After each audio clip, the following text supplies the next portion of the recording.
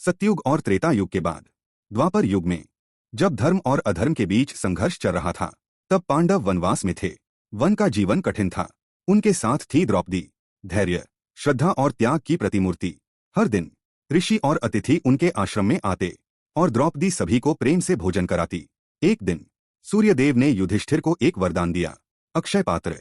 यह एक दिव्य पात्र था जिसमें भोजन कभी समाप्त नहीं होता था जब तक द्रौपदी स्वयं भोजन न कर लें। लेकिन एक दिन दुर्योधन ने एक चाल चली। उसने महान ऋषि दुर्वासा को उनके शिष्यों सहित पांडवों के आश्रम भेज दिया। दुर्वासा ऋषि ने कहा, हम स्नान करके आते हैं, तब तक भोजन तैयार रखना। द्रौपदी चिंतित हो गईं। वह पहले ही भोजन कर चुकी थीं। अक्षय पात्र अब खाली था। कोई उपाय नहीं था, कोई सहारा नहीं था। तब द्रौपदी ने आंखें बंद कीं और पूरी श्रद्धा से भगवान श्री कृष्ण को पुकारा। क्षण भर में श्री कृष्ण प्रकट हुए। उन्होंने मुस्कुराकर कहा, मुझे बहुत भूख लगी है। द्रौपदी ने कहा, प्रभु, अब तो कुछ भी शेष नहीं है। तब श्री कृष्ण ने पात्र में देखा। उन्हें एक छोटा सा अन्न का कण मिला। उन्होंने उसे खा लिया और उसी क्षण पूरी सृष्टि तृप्त हो गई। दुर्वासा ऋषि और उनके शिष्य बिना भोजन किए ही संतुष्ट होकर चले गए।